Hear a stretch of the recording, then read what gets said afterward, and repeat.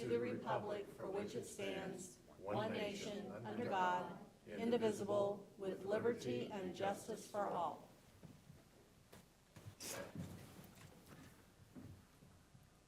Well, I'll note this morning there is a array of green displayed, and for St. Patrick's Day, and so listening to the weather report this morning, enjoy today because after St. Patrick's Day it may not be such warm and nice. So anyway, thanks for joining us this morning. We do have one proclamation to present this morning. It is National Purchasing Month, and the proclamation is issued in recognition of that. And I'm going to ask Robin Lines to come to the podium. Robin is manager of our purchasing department, and she also has some other good news to share with us in regards to the recognition that that she and her fellow workers have earned as far as procurement is concerned. So Robin, glad you're here. The proclamation is there on the podium, and we'll be glad to receive your comments. Well, happy St. Patrick's Day, everyone. And thank you, Chairman and Commissioners, for recognizing National Purchasing Month, as well as the Achievement of Excellence in Procurement. I would like to take the opportunity to introduce the procurement team. It consists of the purchasing manager and 4 administrators. They're not here today because they're working remote, but I'm going to tell you what their names are for the record. So I have Austin Harkrader, Lisa Robbins, and Kyra Blatchford. I do have an opening right now. As I said, staff has been working remote through the pandemic. We have done a great job of assisting and keeping everything on target for the county, so I'd like to thank them for that. National Purchasing Month is an acknowledgement of an elite group of professionals who make a difference in governmental efficiency and effectiveness. One method Johnson County uses to achieve efficiency and effectiveness is utilizing electronic tools for communicating and receiving solicitations, contract management, and disposal of surplus property. The establishment of contracts with vendors with the option to renew for multiple years also promotes efficiency and consistency in cost information for departments to better forecast and manage future expenditures. And you do have 3 items on the board agenda that fall into that category that you will be considering today. Johnson County purchasing professionals strive to obtain the best value for the taxpayers' dollars. The request for proposal process is one tool that we use to do that. It focuses on vendor capabilities, qualifications, and allows for negotiation so that we can achieve the best value. Public and vendor trust and accountability are achieved by the promotion of fair, open, competitive, and transparent solicitation processes. Vendors do have the opportunity to request information after, and also a debrief after the contract award. Johnson County Purchasing Division has received 14 Achievement of Excellence in Procurement Awards since 2007. In 2021, 183 entities received that award, so it is a very exclusive award. Johnson County is one of 3 entities in the state of Kansas to achieve that award, and one of 42 counties nationwide. In 2020, the Purchasing Division processed approximately $1.2 billion in expenditures, including $9 million in PPE procurement. In 2021, we also processed approximately $1.3 billion in expenditures. I am proud to lead the Johnson County purchasing team and know that the work that we do adds value to the community that we live in and serve. Thank you for the acknowledgement. Well, Robin, yeah.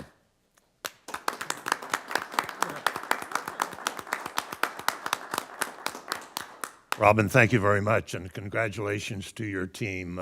Your outstanding work continues, so appreciate it very much. Congratulations.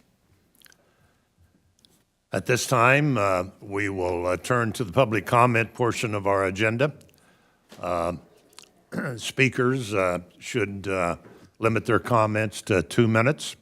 And if they go beyond that, then the chair will be required to ask you to conclude. So our first speaker this morning, the clerk will read that name. This morning, virtually, we have Debbie Detmer. Debbie Detmer. Hello, can you hear me? Yes, ma'am. I'm Debbie Detmer, a grandmother of 8 and retired registered nurse, and I find it troublesome and very concerning that you, as the Board of Health members, nor did Dr. Masters or Dr. Sides attend the early treatment symposium on March 2nd. Our senators and representatives are attempting to educate and save lives for the COVID virus. Here are some of the questions you may have missed, and I will send you the answers to them. Historically, has the standard of care ever been to allow a disease to process to an advance? Has this been the standard of care with COVID-19? If so, why? Why is it acceptable to use remdesivir to treat COVID-19 but not ivermectin? Can you provide evidence to support the safety and efficiency of remdesivir over the safety and efficiency of ivermectin? Why do you think it took so long for oral antivirals to become available? And can you compare their mechanism of action, efficiency, and safety profile to off-label drugs we have talked about? And what other methods would you have considered as an alternative to pre-COVID-19? And has the FDA and CDC been subjected to regulatory capture such that their decisions are driven by pharmaceutical industry's interests instead of the public interest? And do you believe that censorship, intimidation, and professional reprisal of physicians who have prescribed off-label drugs to treat COVID-19, such as ivermectin and hydrochloroquine, has resulted in benefit or harm to patients and the medical profession? And would you use sequential multi-drug early treatment approach have resulted in fewer COVID-19 deaths? You know, these questions you should have been concerned with the answers to these questions, and I will send them to you. Thank you. Thank you. Next speaker. Now in person, we have Ben Hobart. Ben Hobart.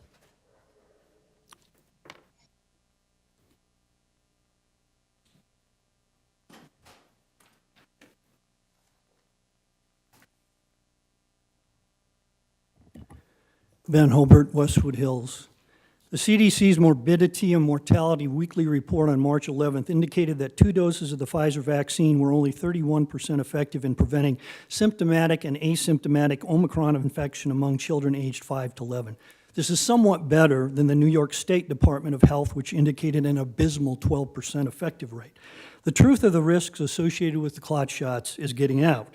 For example, Jackson River Pediatrics in Allegheny County, Virginia, posted the following in their office. Sports physicals are done primarily to make sure you are not at high risk for sudden cardiac death on the playing field. COVID vaccination affects your risk. In response to worldwide experience in vaccine adverse event monitoring, we are adopting a more precautionary sports physical sign-off policy. If you have received doses of any COVID shot, we will not be able to clear you to compete in sports without performing lab work and possibly an echocardiogram to rule out potential heart damage. The enlargement of the EUA to children under the age of 5 has been delayed, presumably because efficacy could not be demonstrated with a 2-clot shot regimen. Pfizer and the CDC are going to see if a 3-shot, 3-microgram dosage will show some level of efficacy to entice people to subject their children to the demonstrated risks of the clot shots. Numerous doctors have advised of the clot shot risks, including Dr. Luc Montagnier, a Nobel Prize-winning virologist of France, Dr. Zelenko of New York, Dr. Corey of Wisconsin, Dr. Merrick of Virginia, Dr. McCulloch of Texas, Dr. Cole of Idaho, Dr. Anderson of Illinois, Dr. Hoffa of British Columbia, and others. Why would this board recommend the clot shots to children under the age 5, given the limited efficacy, limited time period for such efficacy, and the known and unknown risks of the spike protein toxins in the body? This decision is on your horizon. Parents, read the VAERS reports at openvaers.com. 9 pages of potential adverse medical events, 1,291. Thank you very in much. all. I'm sorry your time is Thank up. Chairman, that completes our speakers for this morning. Okay. That concludes our public comment portion of our agenda this morning. I think Commissioner Hanslick has an introduction she would like to make. Yes, thank you, Mr. Chair. I'd like to introduce a special guest that we have today, Avery Wade, who's sitting over in the gallery over there. She is a student at St. Teresa's, a senior, and she is doing her capstone project on the subject of civil discourse or anger in politics. And so she asked to shadow me today so she could observe our meeting and learn more about what happens here at the County Commission. So thank you, Avery, for your interest, and thank you for joining us today. We're glad you're here. Avery, congratulations. Glad you're here.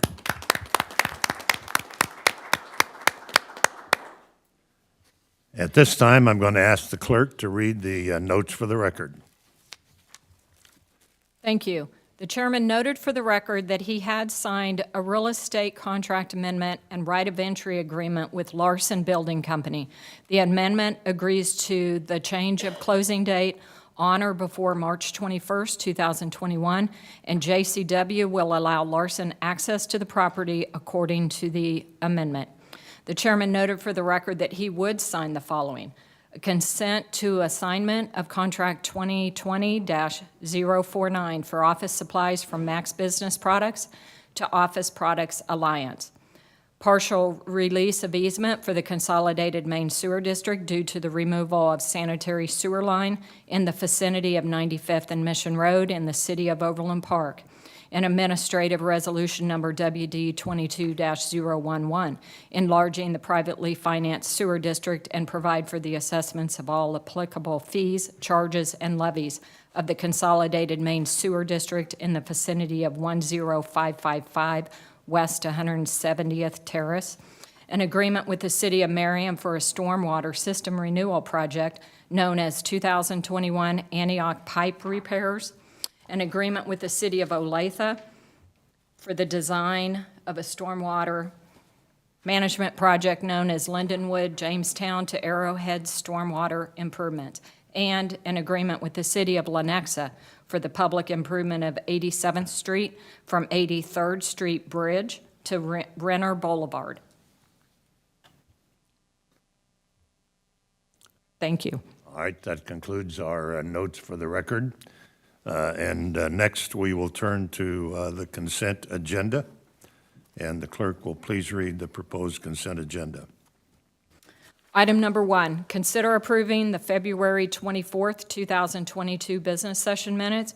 And item number 2, resolution number 016-22, consider adopting resolution number 016-22 to amend the FY 2022 to 2026 Capital Improvement Program, CIP, to include the Treasury Taxation and Vehicles Office Consolidation Capital Project and authorize the reallocation and expenditure of general fund reserves in an amount not to exceed $335,000. Is there any commissioner who has a question about this item? Do we have anyone who wishes to speak to this item? No, sir. All right, I'll ask for a motion to approve the consent agenda. Commissioner Allenbrand. Thank you, Mr. Chair. I move to approve the consent agenda as written. Hanslick, second. Allenbrand made the motion. Hanslick seconded the motion to approve the consent agenda as presented. Will the clerk please call the roll? Commissioner Fast. Aye. Commissioner Myers. Myers, aye. Commissioner O'Hara. Here. Commissioner Hanslick. Hanslick, aye. Commissioner Ashcraft. Yes. Commissioner Allenbrand. Allenbrand, aye. And Chairman Eilert. Eilert, aye. I have 7 votes in favor. Motion carried. Moving to the action agenda, item number 3.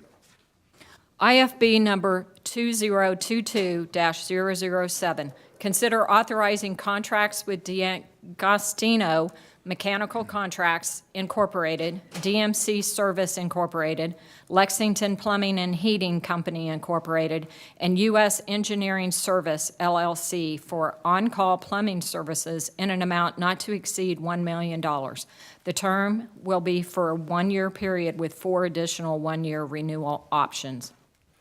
Mr. Reinhardt. Good morning, Chairman Eilert and Commissioners. I'm Brad Reinhardt with Facilities Management.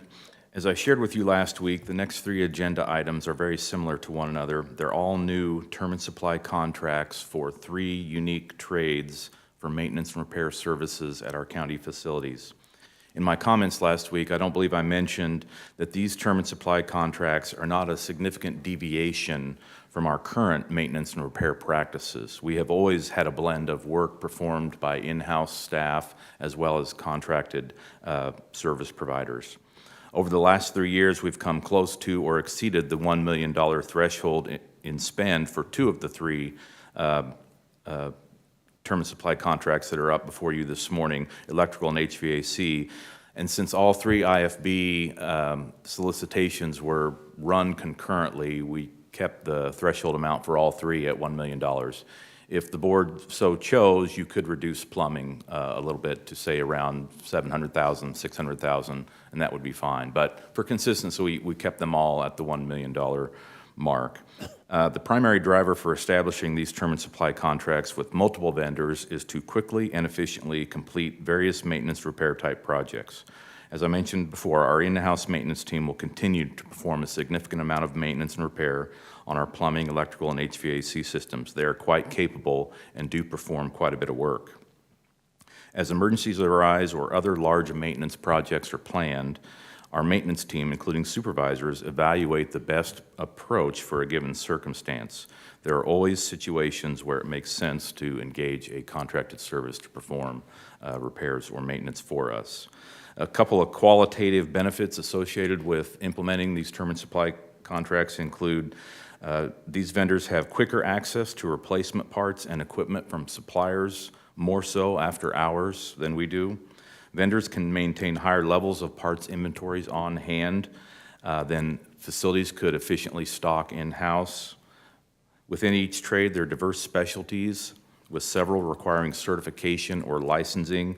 Facilities would not likely have the volume of work to warrant the training and the certification necessary for things such as backflow certification, infrared scanning of our electrical systems, and then being an authorized factory specialist or service provider for specialty HVAC equipment. Long-term repairs and maintenance activities performed by these vendors frees up our maintenance staff for the frequent reoccurring daily responsibilities they have within each of our facilities. And emergency events within our buildings typically require additional response and expertise. Term and supply vendors have agreed to specific response times for after-hours work or emergencies or even work during the day as well. So we have more structure. These term and supply contracts, in essence, give us more structure and consistency with who we use for these outsourced providers. So I'll pause there. There's more I could say about this, but don't want to bore you any further than maybe I have. So plumbing, we do have, 4 vendors that are recommended for this first agenda item, and so we'd recommend approval for them going forward. And these contracts will be reviewed at the end of the first year, and we can determine, are these vendors performing? We'll be monitoring how they perform, and we can always resolicit to try to capture additional service providers and change from who we currently have based on performance. So with that, I'll stop and stand for questions. Okay. Questions, Ms. O'Hara? Thank you, Mr. Chairman. So what's the average been for the last 3 years on expenditures on these types of contracts? For plumbing, the max spend has been in 2019, $293,000. These are approximate numbers rounded to the even amount. 2020 was $165,000. 2021 was $227,000. I would recommend at least doubling from our peak for emergencies, things that happen that would, in the middle of the night or during the day. So you would be very comfortable with 600,000? Yes, I'd be okay with Okay. 600,000 for the plumbing one. The other 2, which I can also provide you, have exceeded or approached 1 million over the last 3 years. Mr. Ashcraft? Thank you, Mr. Chairman. Mr. Reinhardt, how many, we use a more decentralized approach for soliciting these services currently. So how many vendors do we normally use? Since we're down to 4, how many have we historically used? I'm sorry, I don't have a specific answer for you on that. We have a building engineer who has a maintenance team at most all of our locations scattered throughout the county. And so they will call various vendors, and I think we have, and so they could all be using different vendors that they've become familiar with and over the years. So it could be 20, 15. Okay, so, well, sounds like several then. Yeah, beyond the four. several. So do we have any comparisons in terms of the hourly rate that we've been spending for the last several years, or the markup rate? And how do these numbers compare to what we've been doing historically or recently? And I know COVID maybe drove it up or drove it down, I don't know, but I'm just trying to get a sense of how that will work. Again, I'm sorry, don't have historical information. I haven't done the actual analysis, but I know this will provide some consistency in the hourly rates that we'll spend over time, as well as the markup for parts that we'll mention. So I'm sorry, I don't have, I think one of the things I'll say about a term and supply also is that we believe they're more competitive because the selected vendors understand that they're going to get a larger volume of work over the course of time, versus, one project this year, maybe another project the next year, 2 projects in a year. They'll get a higher volume of work, and so that, sharpens their pencil and provides. So you did rates. some kind of analysis to support that? I'm certain our team did as we were looking at these, yes. Okay, thank you. Ms. Allenbrand. Thank you, Mr. Chair. Mr. Reinhardt, I appreciate your work along with your staff on this, and because of the specialized mechanics, there's certain vendors we can use, and I'm assuming, and correct me if I'm wrong, that by doing this, you're getting better pricing, and just because you've come here for this budget doesn't mean you would spend it. My only concern would be if we reduce something, then are we going to end up with a cost climb because we've reduced it and then you've had to use more funds? Because I'm thinking you probably don't, even though you're asking for this much, it doesn't mean that you're going to use that only if necessary. That's absolutely correct, yes. And I don't want to be at, I know you have contracts, I know I do in my own home and businesses, and those lock in rates. So that would be my only concern, if it would then throw us out of that locked-in rate. All right, other questions? Ms. O'Hara? Brad, on the supply chain issues, are we still having issues of getting parts, or is that kind of, is it better? I think it's better. One of the things we've been tracking through the pandemic were the filters Yes. for our air handling units, and I believe we have been able to get those filters here recently. They're back in stock. And Okay. And again, you're very comfortable with the plumbing one to be at 600,000? I would be comfortable with that one. Okay. Commissioner Hanslick. Thank you, Mr. Chair. I just want to say thank you to Brad Reinhardt and his team. Since I've been in this position of commissioner, I've continued to be impressed with facilities and actually all of our departments in their dedication to maintaining our facilities and our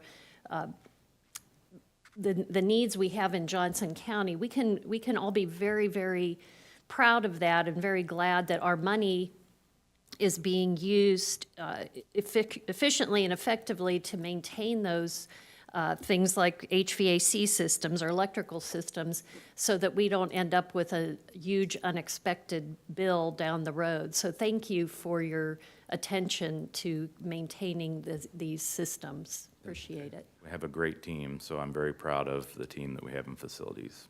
All right, do we have anyone who wished to speak to this item?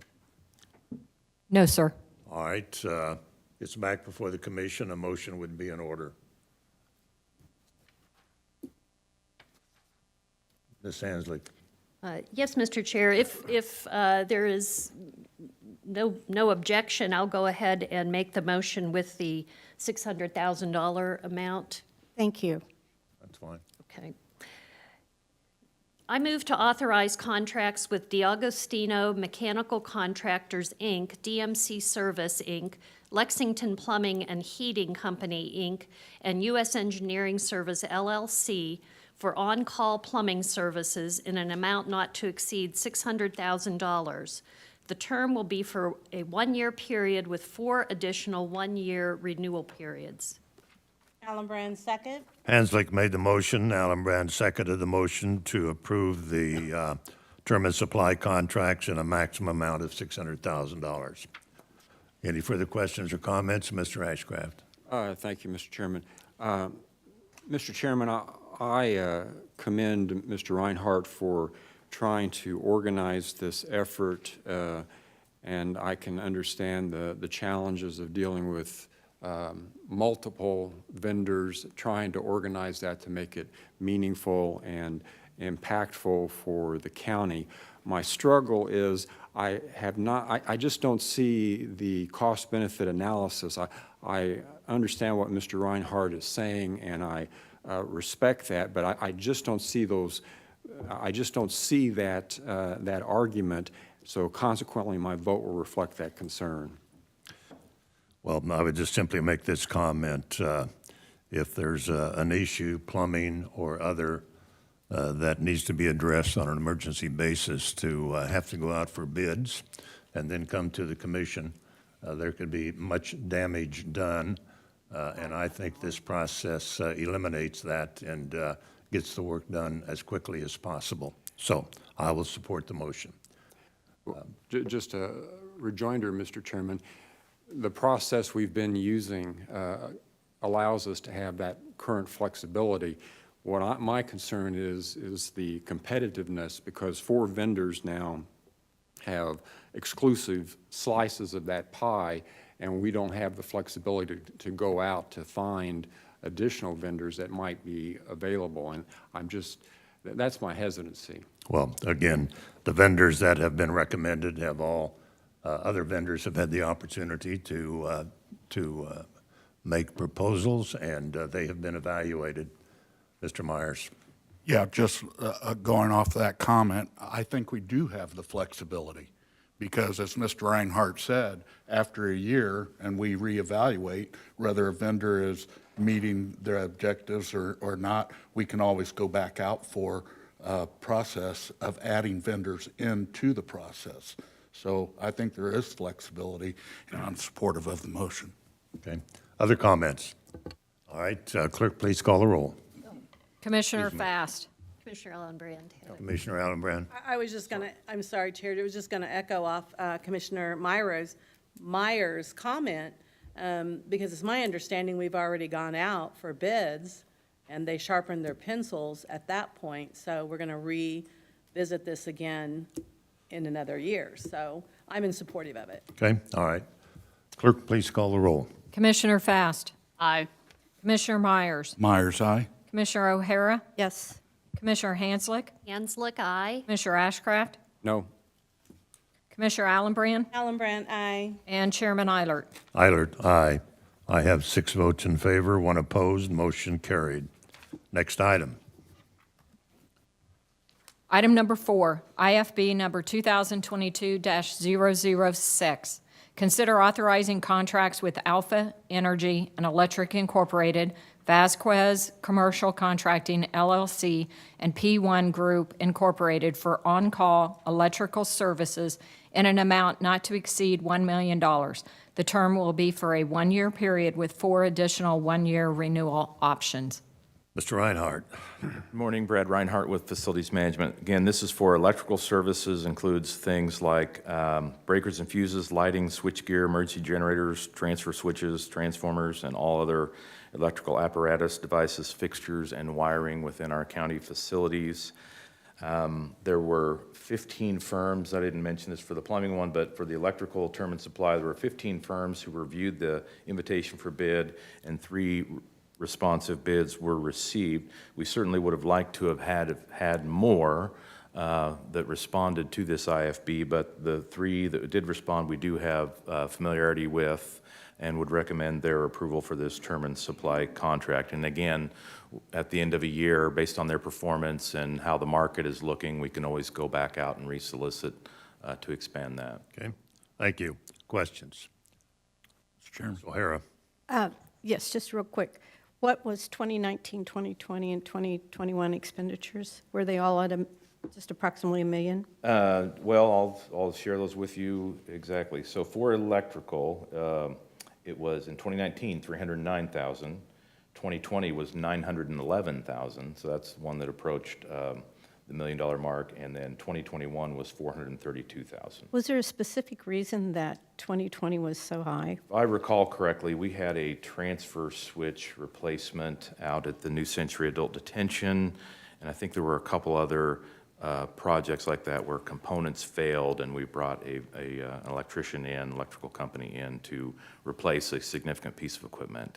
Just a real quick side question. Since we have that 480,000 square foot building out at New Century Airport, are we at risk that some components, because that was built in 1985, I mean, are we at risk that some major components are going to need to be replaced just to keep it weatherproof so that we don't have additional damage to that? I don't believe so. We have assessed the building along with the airport, and I know that the building was maintained well over the years by the previous tenant, so I don't think we're at great risk. We've had a complete assessment performed of all the components in the building, and so those would have been brought to our attention if something imminent was. Could you email me that report? Sure. Okay, thank you. All right, other questions? Mr. Ashcraft? Thank you, Mr. Chairman. Mr. Reinhardt, similar question as before. How many vendors do we currently use, and how do their rates and markup compare to these three?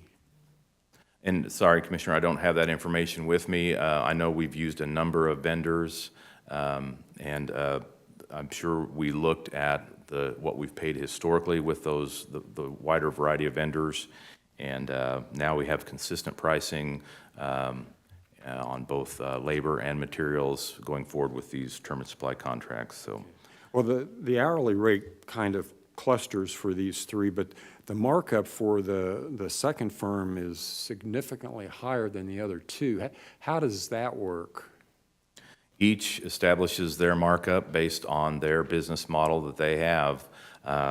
Some groups may be more focused on maintenance repair, or different specialties have different price points for parts. So I don't have visibility into how they've established their markup rate for the services they intend to provide for us. But we'll review each, when we have certainly a repair that needs to be taken on by one of these vendors, we will contact more than one, and we'll look at which one is best qualified to do this work, how quickly can they get it done for us, and then what their cost will be, based on these constant rates and markup. So they'll, give us, it's going to take us 8 hours to do this work times their fixed rate. Someone else may say it'll take us 6 hours. Okay. So each one will be looked at on its own merit. Other questions? Ms. Allenbrand? Thank you, Mr. Chair. As I look at the report that we were giving by facilities with the inventory that we have of buildings, and some of the buildings are really dilapidated. They're just, they're almost falling apart, and we're looking at replacing those. So it's really good to have this in place. So I thank you. Okay. Do we have anyone who wishes to speak to this item? No, sir. All right, it's back before the commission. A motion would be in order. Mr. Myers. Thank you, Chair.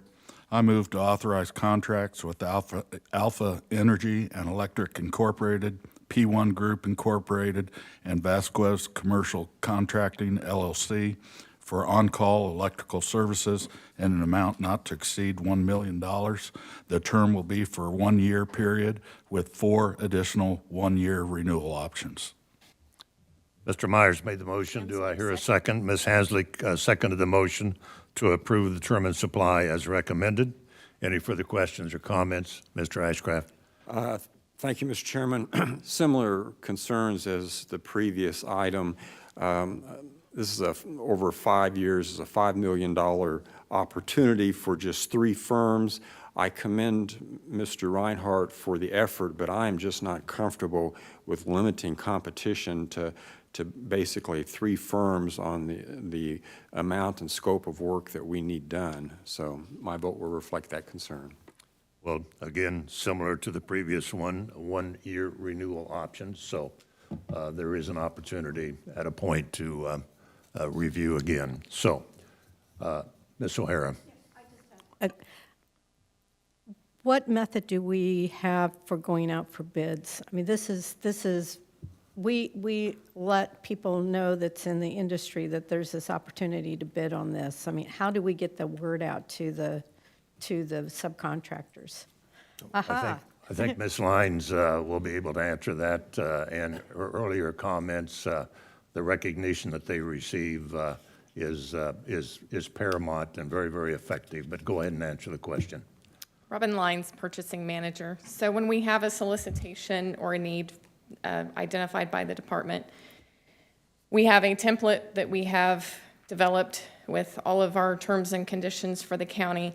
We do Google searches to see what vendors are available. We get email addresses from them, as well as we have our IonWave system that has vendors that are registered there, and they choose what commodities they can provide services or goods for.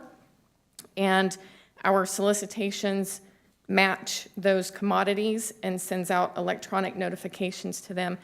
In these cases of these contracts with facilities, the facilities department also reached out to a lot of the vendors that they have worked with historically to let them know that this opportunity is available. That happens all the time by departments. Once the solicitation is actually issued, then we're in what's called a cone of silence, so they can no longer have conversations with those vendors until the end of the solicitation, until it opens. But up until that point in time, they have conversations with contractors all the time and gathering information and estimates and all of those. All right, thank you. Other questions? Ms. Fast.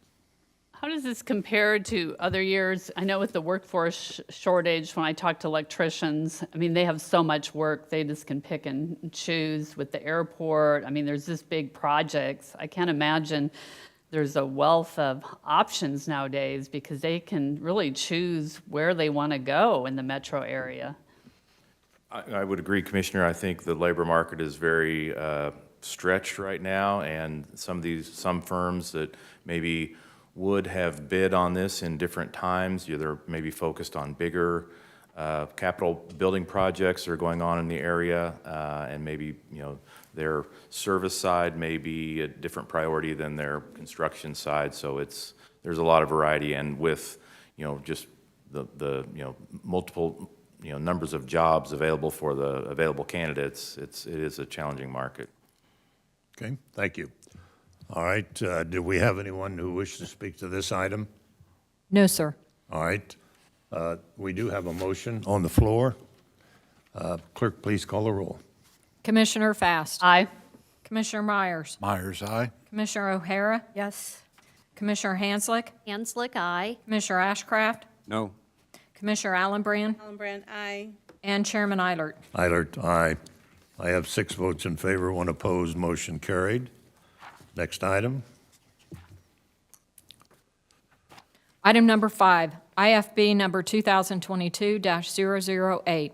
Consider authorizing contracts with Carrier Commercial Services, D'Agostino Mechanical Contractors Incorporated, Design Mechanical, Energy Tech Solutions LLC, Helm Mechanical Incorporated, Johnson Controls Incorporated, Lippert Mechanical Service Corporation, Rand Construction Company, the Fagan Company, the Waldinger Corporation, and U.S. Engineering Service LLC for on-call HVAC services in an amount not to exceed $1 million. The term will be for a 1-year period with 4 additional 1-year renewal options. Mr. Reinhardt? Good morning, Brad Reinhardt with Facilities Management. I'll just run through the past 3 years spend associated with HVAC. In 2019, it was $1,073,000. In 2020, it was $711,000. and in 2021, it was $1,250,000. And again, those are rounded to even numbers. But HVAC is very diverse. There are lots of diverse systems and equipment out there, large, complicated things like chillers in central plants, all the way down to, fan-powered boxes that are above the ceiling that control zones within a building. Our team also does in-house. We do a lot of preventative maintenance work, and we can do repair work, but when we get to the big central plant items such as boilers and chillers and cooling towers, those have an extended warranty, and we need to, or in many cases, they'll have extended warranties, and to keep that warranty intact, we'll need to use factory authorized service individuals. So that's why we have, and we're glad to have this number of providers, but there is a variation in their hourly rates as well, but that is a function of the specialty. Are they a generalist in HVAC, or are they a specialist in boiler systems or central plant systems and things like that? So again, I would happy to answer any additional questions you have. Any questions on this item? Mr. Ashcraft. Thank you, Mr. Chairman. Well, Mr. Chairman, I just wanted to note that I actually think that I can easily support this for a couple of reasons. The number of vendors, the fact that it is proprietary equipment, and that there are multiple companies that can address any particular item in most cases, although I'm sure there will be exceptions. So conceptually, I support it. And in this particular instance, I support the effort, and I want to thank Mr. Reinhardt for that. All right, other questions? Ms. O'Hara. Naturally, I want the last 3 years. Oh, okay. I indicated that, I thought, but I'll go through them again. I may have said it out. Yeah, okay. Sorry. You were thinking about other questions to ask me. I'll take the So time. 2019, 1,073,000. 2020 was 711,000, and 2021 was 1,250,000. So I'm sure I don't have the reasons of why one Okay. year was up or down at this Right. point. So that is over the $1 million mark, so how do Yeah. we handle that if it's over? I think we would have to come back to the board if we needed to exceed the $1 million amount. So the other, over course of a the year. 2 years and the last 3 years, you came back before the board. I guess that you were getting towards the limit, Yeah. and then you came back to get more authorization? Mm-hmm. Okay. That's always the case. Yep. Thank you. Any other questions or comments? Do we have anybody who wishes to speak to this item? No, sir. All right, the motion is in order. Mr. Myers. I move to authorize contracts with Carrier Commercial Services, DiAgostino Mechanical Contractors Incorporated, Design Mechanical Energy Tech Solutions LLC, Helm Company, the Fagan Company, the Waldinger Corporation, and U.S. Engineering Service LLC on-call HVAC services in the amount not to exceed $1 million. The term will be for a 1-year period with 4 additional 1-year renewal options. Allenbrand, second. Myers made the motion to approve. Allen Brand seconded the motion in regards to the term and supply contract as recommended. Any further questions or comments? Chair, this is the clerk. I just want to state that I'm not quite for sure if Commissioner Myers stated Johnson Controls. If he did not, I would like that in the record as part of the All contract. right, so noted. All of those contained in the recommendation would be noted. Please call the roll. Commissioner Fast. Aye. Commissioner Myers. Myers, aye. Commissioner O'Hara. Yes. Commissioner Hanslick. Hanslick, aye. Commissioner Ashcraft. Yes.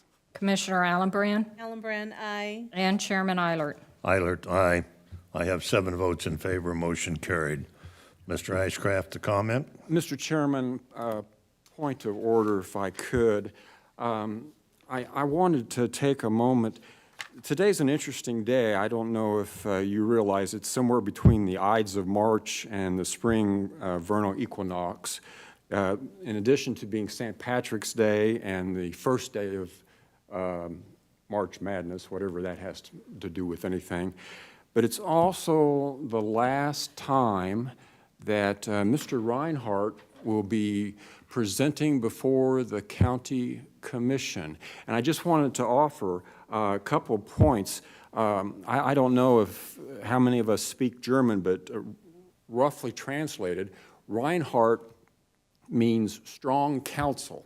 I don't know if you know that, and I've always found Brad to be a strong counselor, and he started about 2,616 days ago with Johnson County, and has attended, or that's been about 362 board meetings, in which he's had 212 agenda items. Now, that's not counting COVID-related, budget-related, or PBC meetings. I mean, that's just icing on the cake. And I'm not quite sure how many of those were action and consent, but Brad was there for most of them. And you know, Brad's had an interesting career, because right after he started, he came to Johnson County, and Mr. Chairman, he said, you know what I want to do? I want to move a 2,000 square foot building halfway across the county, just for the fun of it. And he managed that effort, and as far as I know, we didn't lose any telephone poles, and no one was seriously injured. So, Mr. Reinhardt, thank you for that, and thank you for the work that you did on the libraries, magnificent efforts, and the medical examiner's office. But you know, the crowning jewel, and I've been asked to make sure I state this correctly, is the courthouse, because it's the most significant vertical construction project in the history of Johnson County. And Mr. Reinhardt, I know you will say your team did all the work, but your strong counsel has made that possible.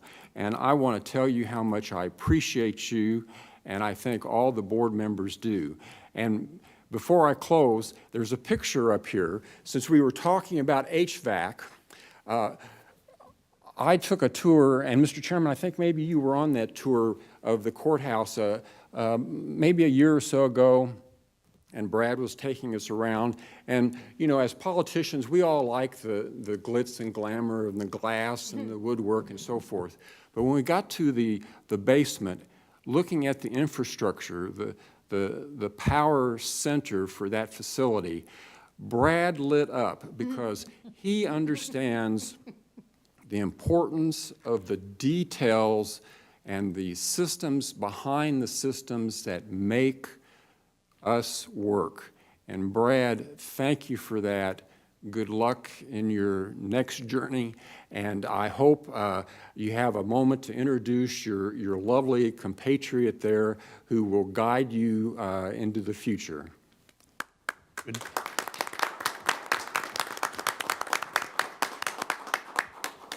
Thank you for those kind words, Commissioner Ashcraft. Yes, my wife Kelly is with me, and she has, I think this is her first time ever in person at one of our board meetings. Although she commented that she does get a debrief after every one. So, at home. So thank you very much. I appreciate the leadership and support of the Board of County Commissioners over the years, the 7 years I've been here, the leadership and support by the County Manager's Office. Joe Waters has been an incredible mentor for me. The support that we received from organizations like the budget, or departments like the Budget Office and FMA Purchasing, and others as well. I'm sure I'm forgetting some. So it's been a great experience. I've benefited personally, professionally, and I appreciate the kind words on everything that was done. And I want to certainly thank the Facilities Department. They're just a great team. Very proud of what they do day in and day out. They're professional, top to bottom, and they make me look better than I am, Commissioner. So, Well, Brad, understand great that. job. Thank you very much. Appreciate your good work. thank you. Thank you. Chairman, this is Penny. Can I say a few words on behalf of Brad, on behalf of the organization and the workforce? I think Brad has, in his leadership, has really made a difference for the organization. You've seen the big projects, but we get to see things behind the scenes working with Brad. You know, 7 years ago when we were getting ready to interview Brad and looking at his experience with Sprint and the facilities experience he brings, I thought, okay, I'm going to see if he fits into our culture, which he did. He fit right in. He's very humble, as you know. But he works hard, he thinks ahead, and he always talks about his team, and that fits right in with our culture. And yes, he's been in charge of the large projects that Commissioner Ashcraft has mentioned, but facilities has been a key department through this pandemic and really supporting all of us and working extra hard, and him having to figure out schedules and staffing, and his team just jumping in wherever. And then also planning ahead for decades to come with the Strategic Facilities Master Plan. So Brad, on behalf of staff, County Manager's Office, thank you for your service. You've really made a difference, and you've made your mark. And Kelly, thank you for his time with us, and thank you for your support. So, and letting him have a second family with us. So, thank you, Brad. Thank you. All right.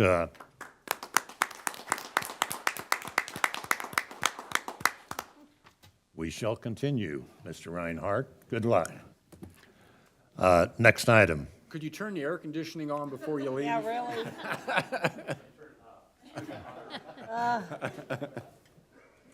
Item number 6, consider authorizing the allocation of the coronavirus SLFRF received from the United States Department of the Treasury in the amount of $13 million for ongoing COVID-19 public health expenses and $45 million for lost revenue as determined for fiscal years 2020 and 2021 in accordance with the Treasury's prescribed formula. Create a project account in the county's grant fund, the countywide support fund, for the purpose of managing these funds, and authorizing the reallocation and expenditure of general fund reserves for fiscal year FY 2022 in an amount not to exceed $58 million. Mr. Thompson. Good morning, Chairman and Commissioners. Maury Thompson, Deputy County Manager. I went through the detail on this item fairly extensively last week. I won't repeat all of the background unless asked to do so, but really go into the analysis and the reason for this action today. So many of you have heard me say we were waiting for months for the final rule to be issued, and that was issued by the Department of the Treasury on January 6th of this year. We now have that guidance. So part of that guidance laid out a formula to determine the amount of lost revenue due to the pandemic that local governments experienced. We have used that formula to determine our lost revenue amount, and that is the $45 million referenced in this agenda item. I would point out that part of our analysis was to, of course, review that final rule, but also to talk to our national consultant, Whit O'Brien, and defer to other professional associations, such as NACO, the National Association for Counties, for their advice and recommendations on how to utilize these funds. All of that guidance points to utilizing the lost revenue method is probably the best and wisest way to go because it provides you with the greatest flexibility then for the use of these funds. Which leads me to my next point. I believe it was Commissioner Ashcraft who stated last week, in some cases, is this really an administrative procedure? And I responded at that time that, yes, it was. This is allowing us to claim these funds to submit our first quarterly report to Treasury, which is due on April 30th. Then decisions about how this board chooses to utilize, expend these funds will be a separate conversation we will have in the future.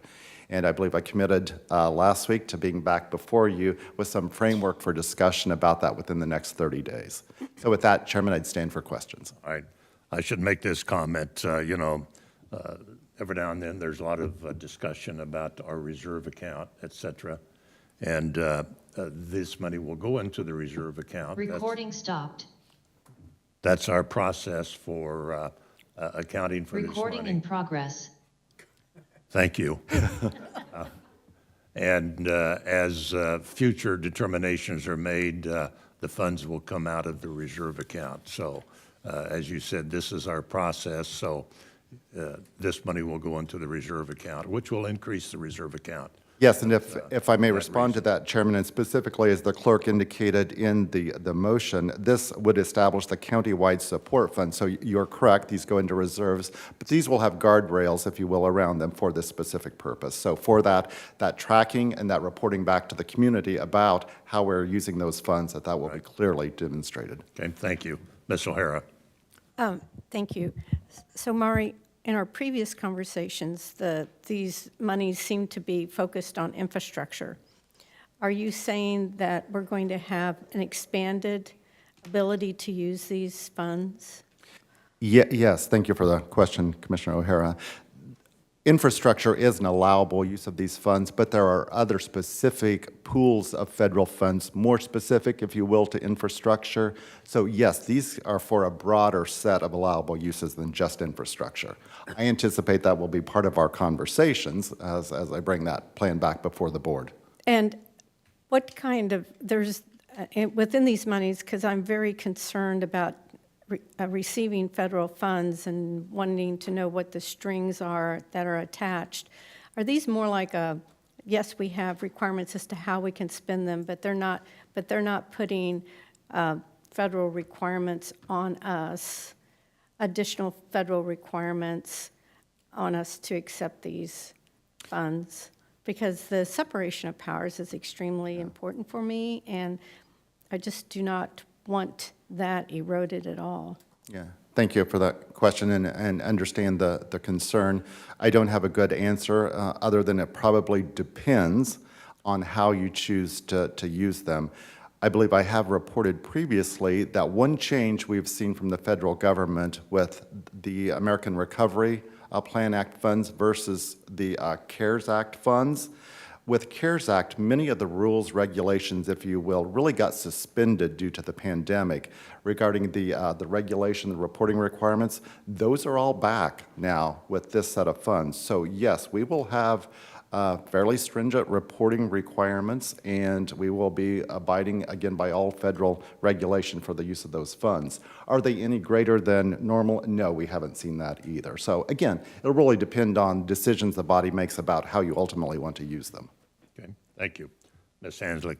Thank you. Just a very quick question, Mr. Thompson. The amounts, those are confirmed to be by the Department of Treasury to have be in compliance with those formulas, so you don't anticipate any changes in those numbers going forward? No, not generally. Again, I would caveat that by saying we've laid out $45 million due to lost revenue, $13 million for public health expenses. I want to disclose, we think that's probably optimistic, depending on how you want to look at it, that we would spend that amount for public health expenses. So that will likely need to be adjusted if we don't hit that mark going forward, and we have that ability to do so. Thank you. Mr. Ashcraft. Thank you, Mr. Chairman.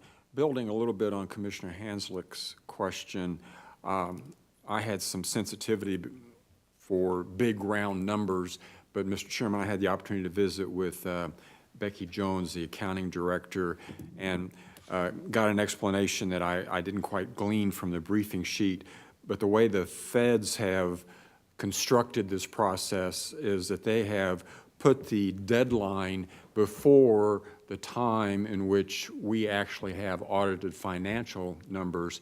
So the 2020 numbers are good, and based on assurances and analysis by Ms. Jones, the 2021 numbers look like they will reflect that. So I'm comfortable with this and understand the guardrail concept that you have proposed, and I'm more than happy to see this go forward. Thank you. Do we have anyone who wishes to speak to this item? No, sir. All right, if not, it's back before the commission. A motion would be in order. Ms. Hanslick. Thank you, Mr. Chair. I move the board authorize allocation of the coronavirus SLFRF received from the United States Department of the Treasury in the amount of $13 million for ongoing COVID public health expenses and $45 million for lost revenue as determined for fiscal years 2020 and 2021 in accordance with the Treasury's prescribed formula. Create a project account in the county's grant fund, the countywide support fund for the purpose of managing these funds, and authorizing the reallocation and expenditure of general fund reserves for fiscal year FY 2022 in an amount not to exceed $58 million. Myers, second. Hanslick made the motion. Myers seconded the motion to authorize the allocation of the funds from the United States Treasury Department as noted and recommended. Any further questions or comments? Ms. Fast. So, okay, so we have total amount of 100 million coming, right? 117. 117. So right now, this first 45 million and 13 million has the same. Excuse me, Commissioner, can you turn on your mic? So this, the first allocation has the same time frame as the second allocation, or this allocation has to be spent earlier than the second one? I'm not sure I fully understand the question, Commissioner. Let me respond and see if this addresses where you're going with that. This 45 million in lost revenue plus the 13 for public health totaled the 58, which is the first half of the 117 that we've received. We haven't received that second $58 million payment yet. So this is just addressing that first half. And when does this have to be spent? Is it a different time frame than the second half? Oh, thank you. Now I understand your question. No, same time frames on those monies. And it's- Through December 31, 2024, with some exceptions for extending another 2 years. Okay. All right. Ms. O'Hara. Yes, I read that there was a plan afoot in Washington to claw some of these local dollars back, and these dollars would have been in jeopardy on that clawback scheme.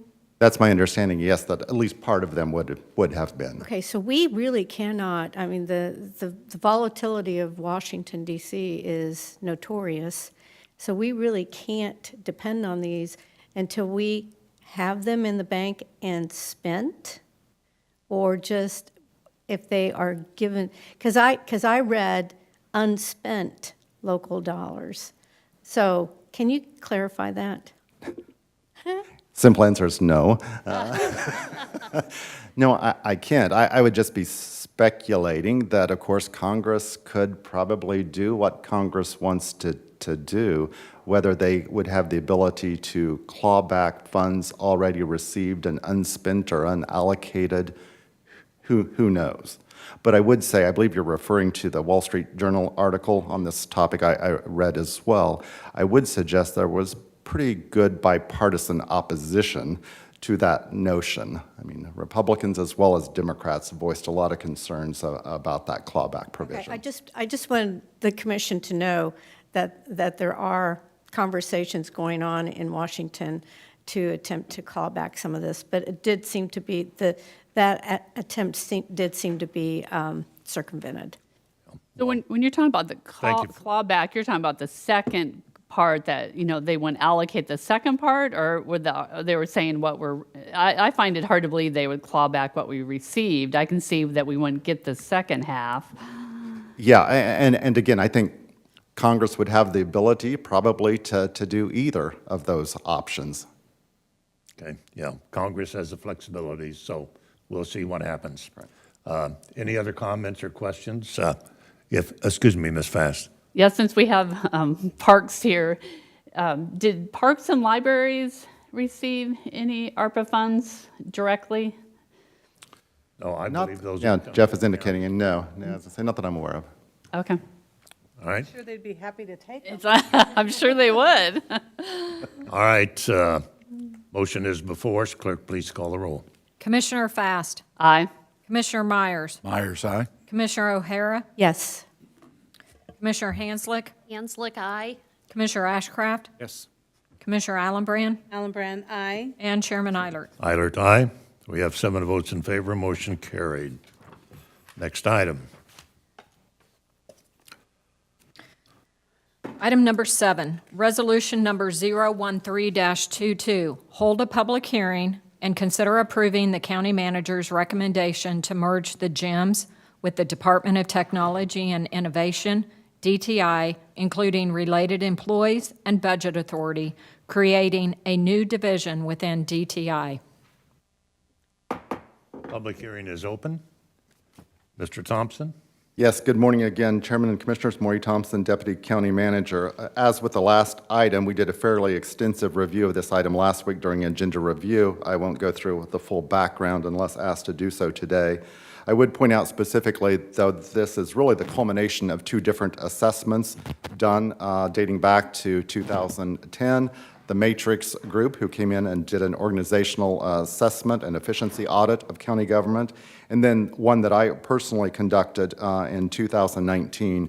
There was a finding in both of those that this action before you today for your consideration should be one that we pursue as an organization. So with this action, this would complete the 6 items that I laid out when I looked at issues back in 2019, as well as complete the information technology recommendations in the matrix audit as well. This has been reviewed by the GIMS Advisory Board, which I would remind you consists of the sheriff, the district attorney, the chief administrative judge, and the county manager.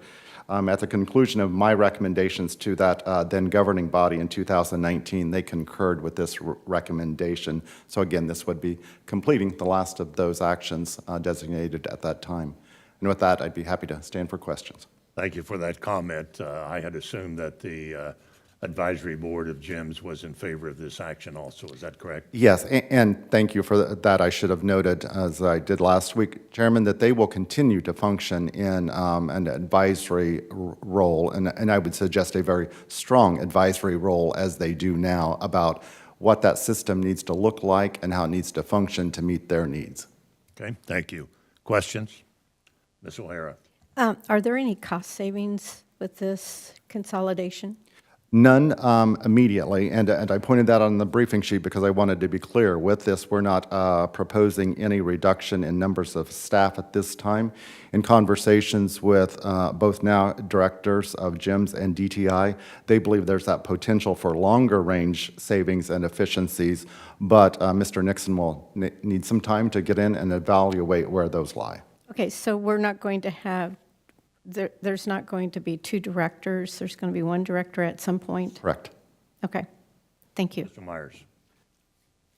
Yes, I was just going to state that, again, I believe consolidation's important whenever it's applicable and looks like the right thing to do, and this definitely looks like one of the right things to do. I do believe that there could be some cost savings from reduction in staff and infrastructure duplication of these 3 departments, so I'm very much in favor of this item. All right. Mr. Ashcraft. Thank you, Mr. Chairman. Mr. Chairman, I had the good pleasure of being able to receive the matrix report back in 2011. It was conducted in 10. The final report may have been 11. In 11. And at that time, Mr. Chairman, you may not recall, but I was a strong advocate for consolidating those operations in not just the personnel, but the systems, because they run parallel. And I lost that argument, which I'm glad, because in today's world, the GIMS system is a standalone, hardened, isolated system to keep it from being broached from outside forces. And the way the world has turned, I would hope that we're never attacked, but I know we probably are daily. That system in particular, I think makes a lot of sense. So while I am supportive of personnel consolidation efforts, the actual physical integration of those 2, I will bow to the great IT overlords on that, because the world has changed. So thank you for this effort, Mr. Thompson. Did we have someone who wished to speak to this item? Yes, sir. We have Stephanie Berlin. Stephanie Berlin. Hi, Stephanie Berlin, 972 East 120. First place, I think the citizens of Johnson County need to know that the Justice Receipt Revenue System, which is a part of GIMS, was recently identified as a tool for theft of $1 million. I'm very familiar with an audit back in 2018 in which the conclusion was JRRS does not provide assurances against theft or fraud. I think the chair has tried to distance himself from this embezzlement due to the fact that the money was with the district courts, but citizens need to know that the system was the county's. I want to know what the county is doing to see if this infiltrated any other fund. We have a lot of funds, not just the general fund. It's frustrating. You've had these things in front of you, and now that this has happened, all of a sudden there's a jump that you want to move on it. Why not be proactive instead of reactive? Avery, public discourse is a beautiful thing for democracy, and it should never, ever be limited. Thank you. Thank you. Was there anyone else? No, sir. Okay. I would just simply make this comment. Our annual financial audit by outside third-party organizations analyze the departments and agencies and their activities throughout our government operation. And so those reports are made to the commission and are available on the website for anybody who wishes to see those annual financial audits. Other questions? Ms. Allenbrand. Thank you, Mr. Chair. Mr. Thompson, I want to thank you, the county manager, and Mr. Nixon. This is not something that you just thought of overnight. You've been working consistently on looking at consolidation. And as we know, we may not see the benefit now, but we will in the future. And I appreciate all of you doing that, and I'm in support. Thank you. Okay. Ms. O'Hara. Thank you, Mr. Chair. On these third-party audits, these are more at the 50,000-foot level. They are not down into the weeds. And the issues of audits I have brought up before, that we need to have more stringent financial audits within the departments, and especially in wastewater, because of the huge amount of money that we have approved, $545 million on bonds. So I think that we do need to look at that, and I know that it is being studied with the audit committee, and I'm looking forward to that report. Okay. Ms. Fast. Yeah, and you maybe said this and I missed it. So we've been working with the state to be more integrated with the state case management system. So where is that at? So, thank you for the question, Commissioner Fast. Yes and no to that. I wouldn't characterize it as integrating more. The state court system has actually made a decision to separate themselves from Johnson County. So we are working with them on that separation and working to ensure that we continue to integrate where important to make sure we get the information out of their system we need for Johnson County and to manage our systems, and we don't lose any of that functionality we currently have with the GIMS case management system. I thought they wanted us to become a part of their system and there was more segues. Well, the courts, again, are separate from us as Johnson County government. The courts were using GIMS as their case management system. They adopted a new statewide case management system. So they said, we don't want to use GIMS anymore. We're going to our statewide system. Again, we want to ensure that we still have appropriate connections so we can pull data from their system to ours. Does that make sense? It's more the segues. We're working to segue to their system where we can't now. We're working to make those connections between their new system and ours. Mr. Chairman. I think it should be noted there are challenges around the state with that, with the new system. And so still a lot of work to be done. Correct.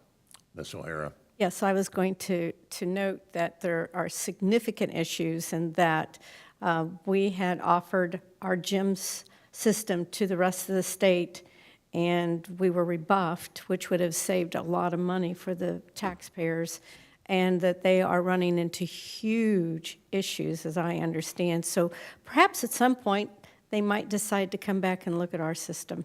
So, Okay. Good luck. thank you. Do we have anyone else who wishes to speak? No, sir. All right. Public hearing is closed. The item is now back for the commission. An order would be available. Yes, Ms. Hanslick? Thank you, Mr. Chair. I move to adopt resolution number 013-22, approving the county manager's recommendation to merge the gyms with the DTI, including related employees and budget authority for the purposes more fully stated in the resolution, creating a new division within DTI. Myers, second. Motion has been made and seconded to approve the request in regards to the merging of a gem system with DTI. Any other questions or comments? If not, clerk, please call the roll. Commissioner Fast. Aye. Commissioner Myers. Myers, aye. Commissioner O'Hara. Yes. Commissioner Hanslick. Hanslick, aye. Commissioner Ashcraft. Yes. Commissioner Allenbrand. Allenbrand, aye. And Chairman Eilert. Eilert, aye. I have 7 votes in favor, motion carried. Are there any other items to come before us? No, sir. All right, turning to management reports, Ms. Postoke Ferguson. Chairman and Commissioners, good morning. I have 4 items that are in the manager's memo, and then I have an additional item of good news to add at the end. So first, the City of Springhill has notified the board that they will be conducting a public hearing on Thursday, March 24th. The purpose of the public hearing is to consider the issuance of $8,935,000 in industrial revenue bonds and a 65% 10-year property tax abatement. The project is for an industrial facility located at the northeast corner of 185th Terrace and Webster Street in Springhill, Kansas. The project applicant is Gemtech LLC. The notice of public hearing and cost-benefit report that shows a cost-benefit ratio of 1.51 for Johnson County were attached to the manager's memo. And I'll pause and see if there's questions or comments. It looks like Commissioner O'Hara. Ms. O'Hara. Yes, I called Springhill to see what the percentage is, and it is 65%. I am very concerned about all of these tax incentives. We have $1.1 billion under that is sheltered under these IRBs, EDRBs at this time. In 2016, the amount that was diverted from public coffers was around $23 million. 2020 was around $43 million, and 2021 was $53.2 million. There is a trajectory of it continuing to rise, and I would just urge all of these cities to be extremely prudent when they look at these tax incentives. Anything else? I'll go on to the next item.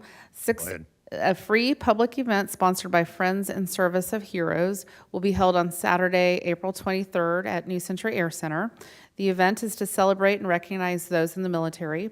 The event will feature the U.S. Army Golden Knights, and additional information is in your packet, and Aaron Otto is on the line if there's any questions.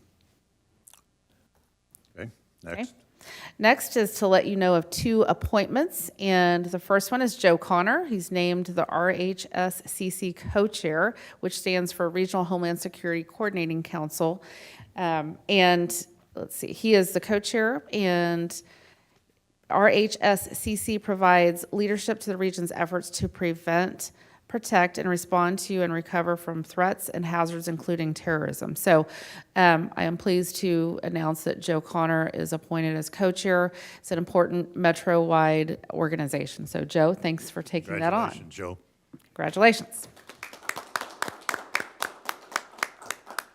And another appointment is Shelley May, her InterHab appointment. Shelley May is a Deputy Director of Johnson County Developmental Supports and was named Board President of InterHab and will serve a 2-year term. And InterHab, as most of you know, is the nonprofit association which provides for developmental disabilities services in Kansas.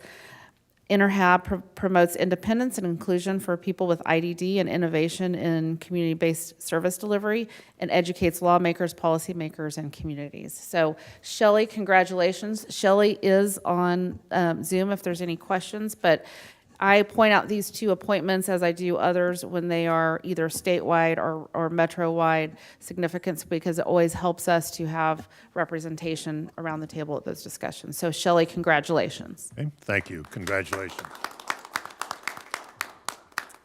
Now, a piece of good news, this was not in your manager's memo because of the timing. This was announced at the Parks Board meeting last night, and so I didn't want to get ahead of their announcement by putting it in here. But they also, it will be in the media today, I believe. So I didn't want you guys to be behind the curve either. So with us today, we have Jeff Stewart, the Parks and Recreation Executive Director, Susan Mong, Superintendent of Culture, and Mary McMurray, Museum Director. Because I wanted to let you all know that the Johnson County Museum earned national accreditation from the American Alliance of Museums. This means the museum meets national standards and best practices for U.S. museums and joins a community of institutions that have chosen to hold themselves publicly accountable to excellence. Accreditation brings national recognition to the museum for its commitment to excellence, accountability, high professional standards, and continued institutional improvement. Only 3% of the nation's museums have this distinction. Johnson County Museum is currently the only accredited history museum in the metro and one of 11 accredited museums in Kansas. So let's congratulate the Parks Department for that accreditation. And I believe Jeff Stewart wanted to say a few words.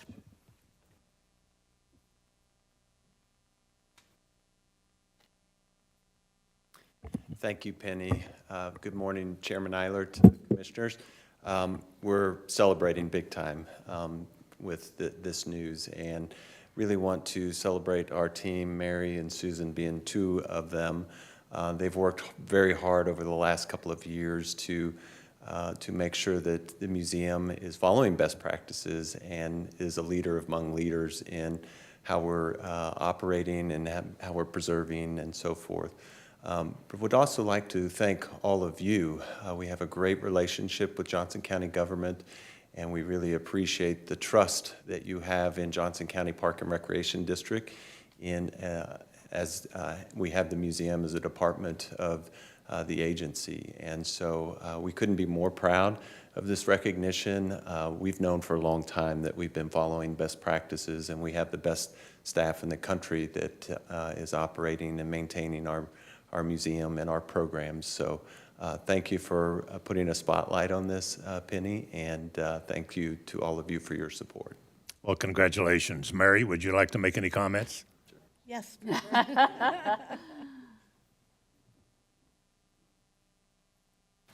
Thank you, Commissioner Eilert, and thank you, Penny, for putting this in your manager's memo, Mary McMurray, Museum Director. And we are, on behalf of the Johnson County Museum, we are just so thrilled to earn this national accreditation that signifies the quality and the credibility of the public service we do every day at the museum. As Penny noted, there are, this is the top 3% of museums. There are 35,000 museums approximately in the United States, and 1,095 have this accreditation. And while there are 2 in the greater Kansas City area, us and the Nelson Atkins Museum of Art, and 11 in the state of Kansas, there are fewer than 30 counties in the United States that have a nationally accredited museum. So I think it speaks to the high quality of government service that we have here at Johnson County. This was a 3+ year process, reviewing our core documents with our boards and the accreditors, answering a self-study that was 179 questions. I kind of joked it was like a master's thesis, and a 2-day site visit with our peer reviewers. Required so much time and teamwork from the museum staff, also from our Museum Advisory Council, which you all appoint, and the Johnson County Museum Foundation. Our JCPRD team supported us, especially Susan Mong. Thank you so much, in the finance department helping there, and Jeff, Travis, Erica, and others participated in the site review and provided support throughout it all. Johnson County Facilities played a huge role in this, and so I want to praise them for the care that they take in making sure that the county's collection is in the best possible environment that we can have that provided for this accreditation. And all of this wouldn't be possible without the work that's done every day in JCPRD at the museum and in this county. The accreditors praised us in our report for the tremendous opportunity of being part of the culture division of JCPRD, and praised the empowerment and collaboration that is in the culture throughout Johnson County. So I just want to end my celebratory comments by saying thank you to every one of you, to Penny, to Jeff, Susan, for the leadership that you all put forth every day to tell us of the tone for service to our community, of the standards for excellence, and the power of collaboration to be better than the individual parts. We're better together. So thank you so much. Okay, well, thank you very much. Excellent work, excellent job, and, overall, when the museum became a part of our parks general activity, things have been going very, very well, and it's an outstanding exhibit that continues to be updated, and we thank you very much. Mr. Meyer. Thank you, Chair. Being the liaison for Parks and Recreation, I can't tell you how excited I was last night at the meeting, and I'm still excited today and will be for a long time. This is such an important recognition, and I think all of us up here and people out there know the work intensiveness that is involved in getting this national accreditation, but I don't know that people out in the general public really understand. And again, I'm so appreciative of Mary and her staff, Susan, Jeff, and all our staff at HCPRD. And this is just another one of those examples of how that organization goes above and beyond the call of duty. And this recognition is very well deserved and very much appreciative of the work that was put in to create this accreditation on a national level. Thank you very much. Thank you. Ms. O'Hara. Yes, I have a side question. You know that I am very interested in the medical museum out in Shawnee. Have you had any more conversations? Yes, Commissioner. We actually, Susan and Mary and I recently toured the museum and had some good conversation with them, but so we have had a conversation here recently. Yes. Okay. Thank you. Excuse me. Ms. Hanslick? Thank you. Thank you and congratulations on this wonderful national recognition. I just was speaking yesterday with Dr. Donna Davis, who is the 4th District appointee to the Museum Advisory Council, and she was singing the praises of her experience there, and she is especially grateful for the representation at the museum of the diversity of people that are in our community. We see that now with the Red Line exhibit. And we're very, very fortunate that we're able to look at our history and to recognize all of the different people that have come together to make this a wonderful community. So thank you for telling that story. Ms. Allenbrand. Thank you, Mr. Chair. I am very, very excited, being a former Johnson County Park employee and being a part of the New Theater in the Park Board at one time. I didn't think it could get any better. I've never envisioned seeing a museum, and I know the chairman was part of that, and I know there was a lot of controversy over that, but look where we're at, and to be even on the same caliber with Nelson's Art Gallery is just beyond me. So I cannot begin to tell you how thankful I am, and I know the citizens of Johnson County are as well, so thank you. Okay. Other comments? Yeah, I went to the Red Line exhibit a few weeks ago, talked about it at church, and it was just, it's just such an amazing exhibit, and people in my church were talking about it, but the whole museum at Johnson County, every time I go, I'm just wow. I just my mouth is like, wow, but I just want to highlight, been working for probably a year and a half with Mary and her team on research related to Negro Creek. We are still, they haven't been able to get into the National Archives, and Mary has incredible connections in the region, and they're continuing to look in our archives to identify more research about the history of that creek. So thank you, Mary. That was on top of your regular job. I have one concern that I would like this commission to talk about. When the King Louis was chosen, it's not a very big space for storage. And I know you're going to have another room with the Overland Park Museum, but I still think there's a huge need, and maybe you can talk about it, that this commission needs to address some point, is, your storage facilities are very limited at where you're at. And so we rarely get to talk to you about that. Well, Well, thank you so much, Commissioner Fass, for caring about the care of our county's collection. That's one of our prime purposes of the Johnson County Museum, and we thank you as the commission for entrusting us with doing that. Space is something that's of a regular concern, and our curator of collections, Ann Jones, is working proactively with the facilities department to talk about projecting our needs 10 years in the future and beyond. And so I really look forward to seeing that plan develop, and sure, as it will, that you all will be briefed on it. Okay, thank you. And Chairman, I would note that I don't think it was said this morning that this is, accreditation is good for 10 years. And so that's quite, you don't have to do that for 10 years again.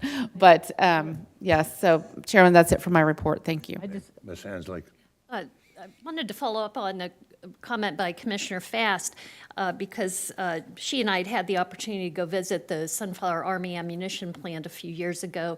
And then we had met with the museum folks, staff at that time, about how can we best preserve the history of Sunflower Army ammunition plant. And I know that you have a lot of things in your collection from that, but now with it being incorporated into DeSoto, I'm not asking for a report or any response, but just I hope that we can continue that effort, especially knowing that now is the time to save some things if we're going to do that. So thank you. Commissioner Hanslick, I just want to make a comment that she's already 10 steps ahead of you.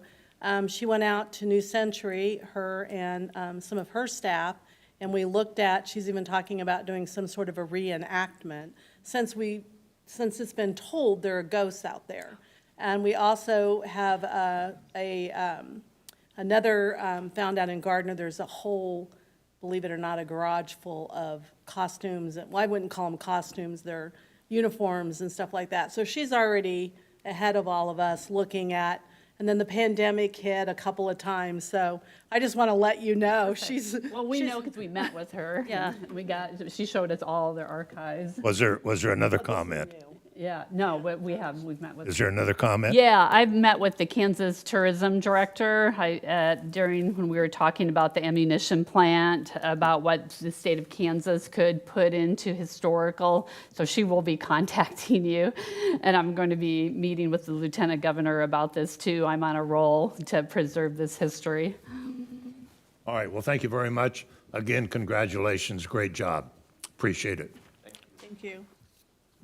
Next item, Mr. Thompson, you're back up again. I am, Chairman. Legislative update. Yes.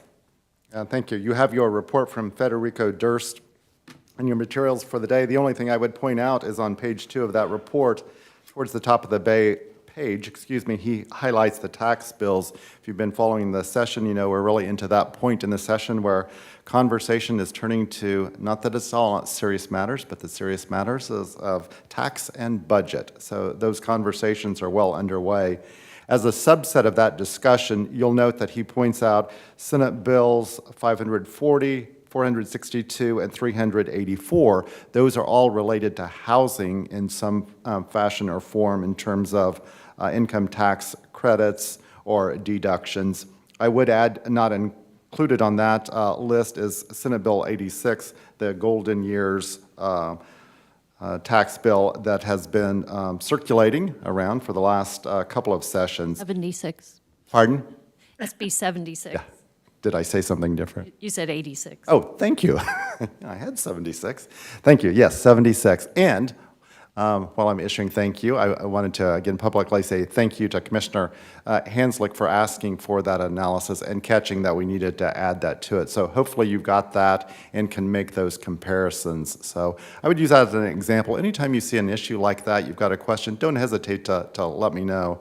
Our consulting group wants to be of great service, and we're very responsive, got that back to us very quickly, so I'll continue. The other tax bills that I would point out are Senate Bill 542 and House Bill 2724, you will see on your list.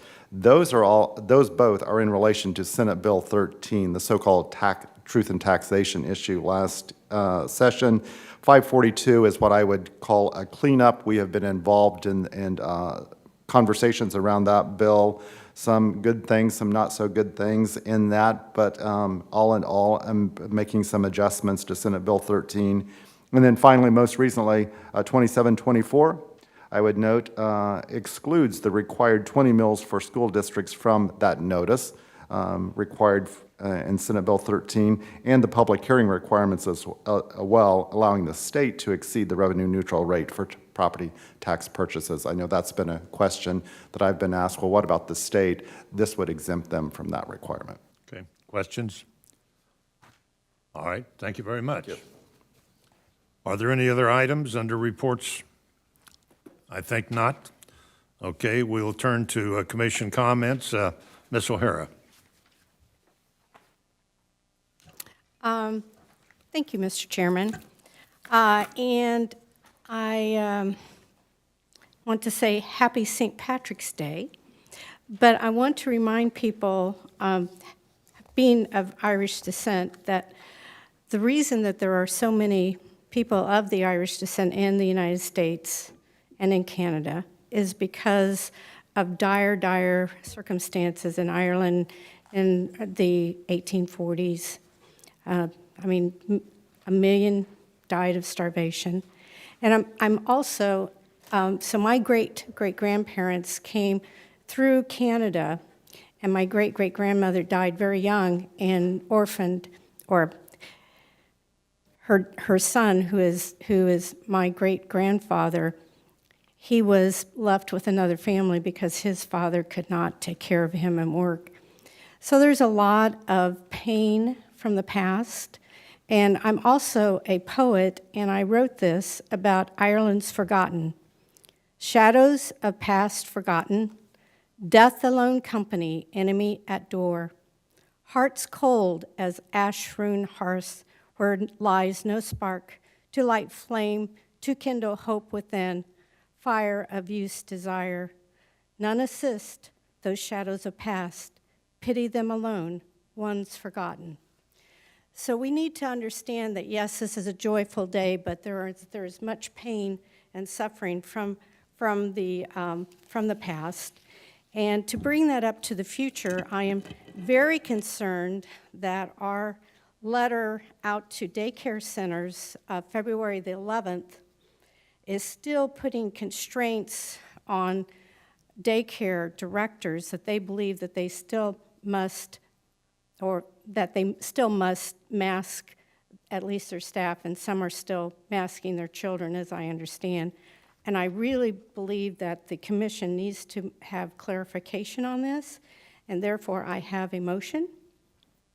Well, that's fine, but let's speak to the clarification.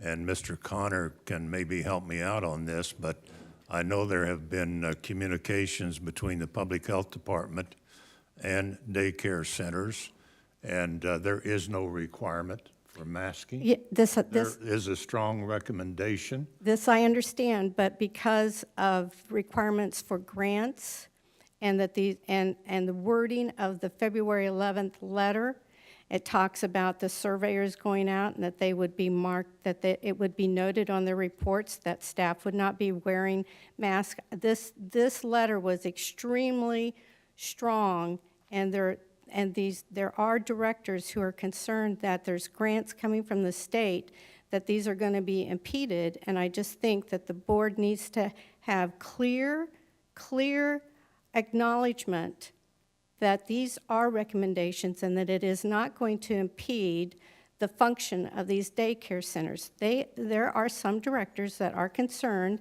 about licensing from KDHE, and it's just the heavy hand of bureaucracy. I would encourage all of you to review that February 11th letter, because it is, the recommendation is to have staff basically spy on each other to make sure that the masks are being worn. Our public health order has been rescinded, and we need to make sure that these daycare directors, because these daycare directors, I've been talking to them, and they parse every word. They don't just read this as a general recommendation. They are looking at every word, and they are very concerned.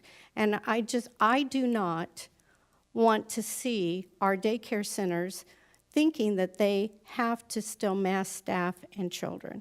Well, again, The latest communication I've had is that it is a strong recommendation, not a requirement. Mr. Connor? Thank you, Chairman. Joe Connor, Assistant County Manager.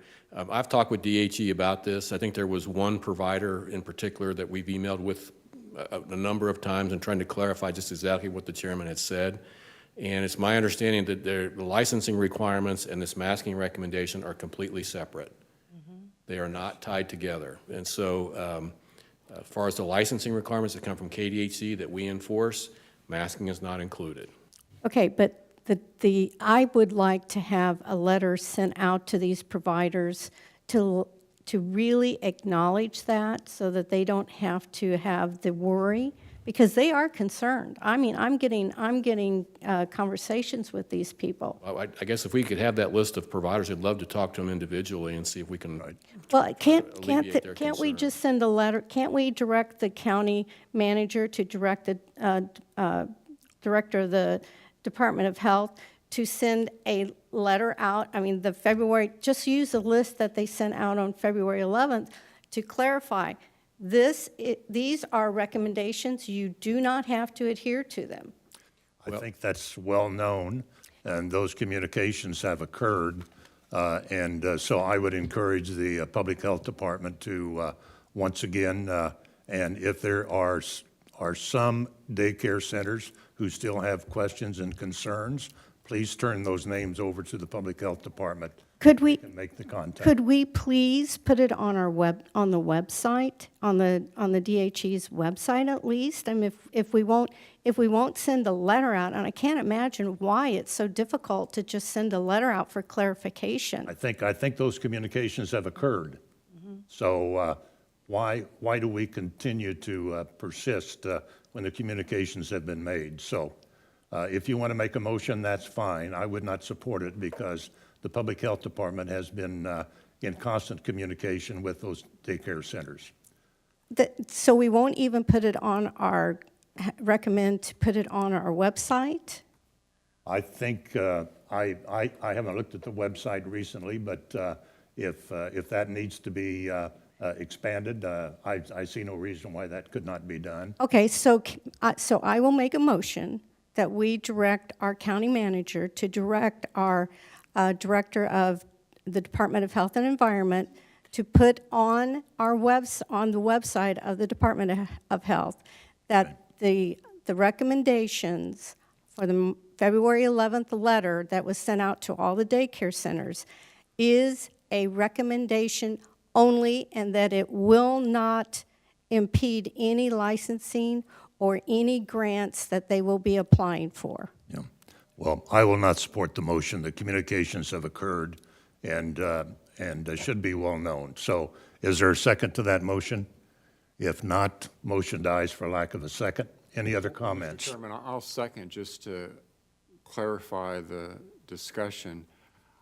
I'm a little confused in terms of what Commissioner O'Hare is asking and the objections to it. I mean, communication, has the communication occurred, and are there issues that we need to I'll answer that, Commissioner Ashcraft. bolster I think that? there has been communications that have occurred, and it's my understanding there's maybe one or maybe two providers out of the whole list that have this concern. We've emailed them numerous times. This isn't a new issue for that provider. And you've reached out to them, and you've talked to them? But we have not publicly stated that these concerns are unfounded. I just want this put on the website so that there's absolute clarity that there are no requirements for our children in daycare to be masked or staff. And nothing like that's on the website? Yes, there or it is on the website? The communication has gone out. I have seen the email. The communication has gone out. To the entire community or just to the individual providers? Let's go ahead and vote on the motion. Mr. Chair, can I make a comment? Yes. I do, thank you. I did reach out to two providers, one very large provider in Johnson County, and they are not confused by this. So I would suggest, instead of starting to send out emails and other letters, that maybe there is a roundtable discussion with the providers that have information so that we're not muddying the water. I It's mean, not muddying the- I cannot vote for this because again, I've reached out and talked to several providers, and I'm not getting the same information. So All right, other discussion. Ms. O'Hara? Thank you. This is very simple. The letter that was sent out February 11th has extremely strong language in it, including surveyors coming out, and that it would be noted if the staff was not masked. I just want to, my motion is very clear that these are recommendations and that it will not impact their licensing or their ability to accept grants from the state. That's it. Yeah, the recommendation has been communicated, and I really see no reason to take another step further. Ms. Hansley? Yes, Mr. Chair, just if I could read what is on the Health Department's website. It says COVID-19 guidance for child care centers and preschools, February 11th, 2022. Johnson County Department of Health and Environment's child care recommendations reflect the current understanding of COVID-19 transmission in children. As new evidence emerges, guidance may change.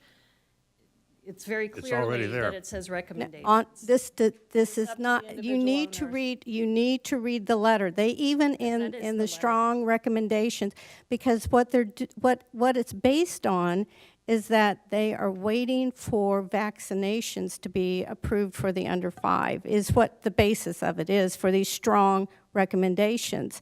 And it states in the letter that staff should not even be, they should be seated at least 6 feet away from the children when they're eating.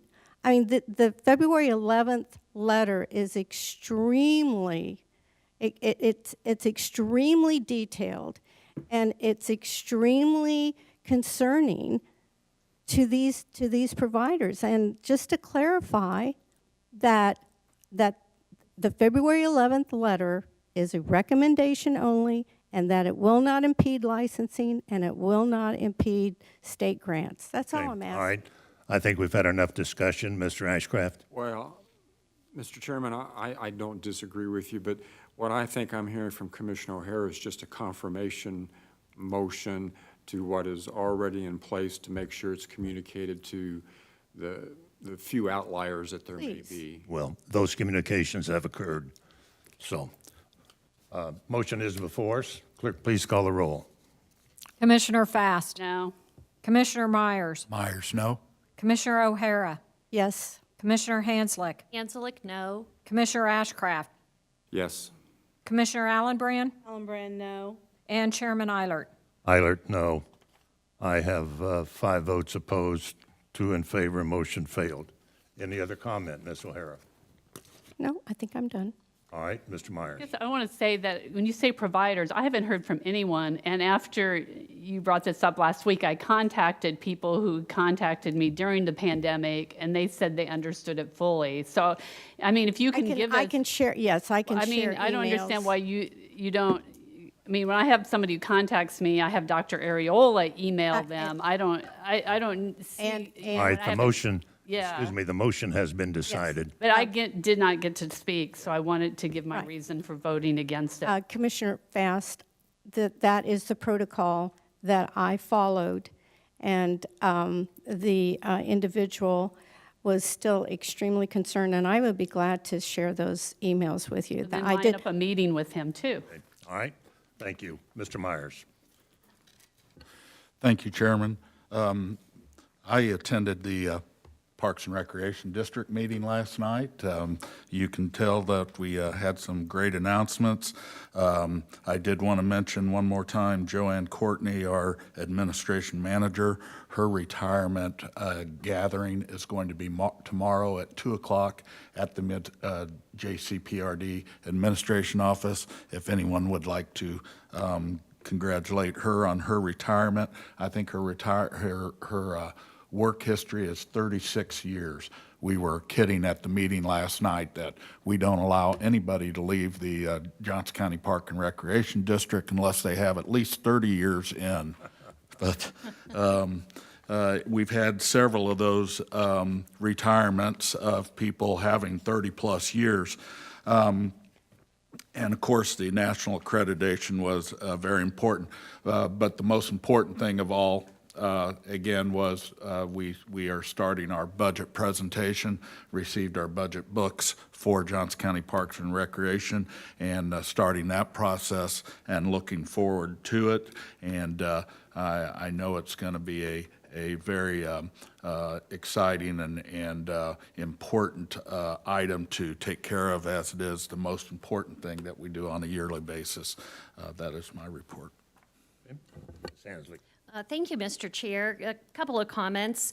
One is I wanted to report back from the March 10th Johnson County Library Board a number of excuse me, notable pieces of information. One is there was an Antioch replacement update. As you know, their library is working on a new building that will be on the site of the Merriam Community Center, and we had a preview of that from the architects. And one of the most, it's a beautiful design, and one of the most exciting parts of it is the proposal to have what's called an intensive green roof system, which would allow us to have potentially native grasses and native plants actually on the roof of the building. And so it's a very exciting project. Secondly, wanted to give a little update. As you may or may not know, the library is doing a Desoto, Gardner, and Springhill renewal study. They're looking at those library facilities. They've done an online and public survey engagement process, and they're currently compiling the information.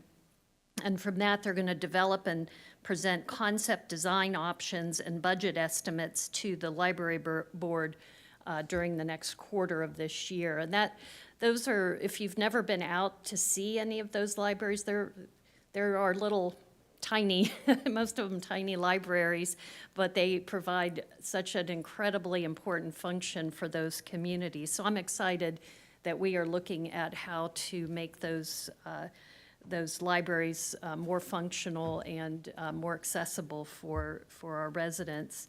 Of course, the library board is beginning the search for a new county librarian, and so we will have more information as that goes along. And finally, in regards to Parks and Rec, I was out at Lexington Lake Park on Sunday. My husband and I took our dog out there for a walk on that beautiful day, and had the pleasure of talking to Gentleman Officer Zelli, who was out there on patrol, and he told me all about his duties and how much he really enjoys being a park police officer. And I think it's really important to note that the park police don't just provide security services. They actually also provide the educational programs through the parks, and so they have to be multi-talented and prepared to talk to a children's group or deal with a security issue. So shout out to Officer Zilli and all of our park police. Thank you. Mr. Ashcraft. Thank you, Mr. Chairman. Two items. The first, though, Commissioner Hanslick reminded me, I don't know if you all saw that the city of Olathe this past Tuesday put together a special allocation, and I think it was about $600,000 to put a roof garden in on the new library to honor Mayor Copeland. So I'm not sure what all the plans are, but that was recently announced, if you hadn't seen that. Quite fitting, I think. The item I wanted to ask about, Mr. Chairman, and I'll direct this to you and the county manager, but many times in event management, once that has passed, those that are involved in it do what's called an after-action report. And I was wondering if either Johnson County government or the community of Johnson County or the region is doing anything related to COVID, because we've had some hard lessons. We've weathered through it, but early on we had some things that we struggled with, and I was just wondering if we're doing that either internally or within the community or region-wide. And you know, I hope it would never get used again, but that had come to mind because in 2016 the World Health Organization had done a joint external evaluation after the Ebola outbreak in Africa, and it did an assessment of the states, and one of the things it pointed out were problems, even though the United States did very well, were problems in lab services, coordination between states and local levels, and communications in general. And I know we've struggled, and this doesn't, I'm not offering this as a specific criticism, but to learn from that, because, well, something could still happen, so. Well, Mid-America Regional Council may be doing something about that. That would be a good organization to make that kind of follow-up. We are part of the Metro. Public Health are both saying yes, and Joe may add to that. There's also regional efforts, and then there's also the JOCO Next team that's been looking at things separate than the emergency response, but impact our workforce. So, Joe Connor, did you want to add to that? Sure. Thank you. Joe Connor, Assistant County Manager. Yeah, we have a vendor selected to start our AAR process. Oh, excellent. But we have delayed the start because we got busy with the next round of variants. So now that that's winding back down, we're getting ready to start that process back up again. But we do have scope of work, a vendor selected, and we're ready to get started. I'm sure we'll be dissecting this for years to come, but I would be interested in learning more as the process evolves. Absolutely. Thank you. Commissioner Allen Brand. Thank you, Mr. Chair. I have a couple of comments, and Commissioner Hanslick, since you are the liaison over the library board, did you also mention Edgerton in that review? No, but I think they are part of that. If you could look at that, because I think that is part of it. I know they have a few things that they've had, and I have not facilitated that yet. And then the other comment, well, I have a couple more comments, but one is, I don't know if you've been through the Olathe Library, and I had mentioned it to the previous director. You know, one of the really nice things about, they have a studio, recording, sewing, crafts, and then also there's a deli that, because it's becoming so much more, in Lenexa City Center, you know, they have the marketplace that's right next to it, and we're going to have that here downtown. So I'd be more than happy to take you through that, because that's kind of exciting. And then the other thing, I had a fun event. I attended the Shawnee parade with my family, and we had a lot of fun, and I was so glad that we got the cabbage and corned beef before it ran out. So, but it was a lot of fun, and I really appreciate everything they did for that event. This fast. Yes, last week I spoke at the City Admissions Council meeting. Monday I speak at Leewood. And also was a part of City of Shawnee had a pre-event that I attended. Saw Commissioner Allen, former Commissioner Allen, which was really great. And just want to shout out to Kevin Fern and Stephanie Clayton's mother, who was honored, who really, you know, kept that Irish American Club going for years, and that parade and all their events. So thank you. Okay, thank you. Couple of items. Monday is our board retreat. We will be at the Central Library, and I think at 8:30, if you haven't toured the new expansion of the library and new work that's done, that will be available. Our meeting will begin at 9, and once again, too optimistic, looking at our short agenda. We scheduled a study session at 11 a.m. To receive information from the sheriff's office. Chairman, that was postponed. That was postponed? Sheriff had a conflict. So Okay. next week. Right. That did not make my notes. Thank you very much. So, We are adjourned Whoa. from our, I guess you need to check your calendar, Chairman. Hey, she just caught you up 2 hours. Be happy. that concludes our action agenda. We'll take about a 5-minute break and come back for agenda review. Thank you all very much. Thank you, Mr. Chair.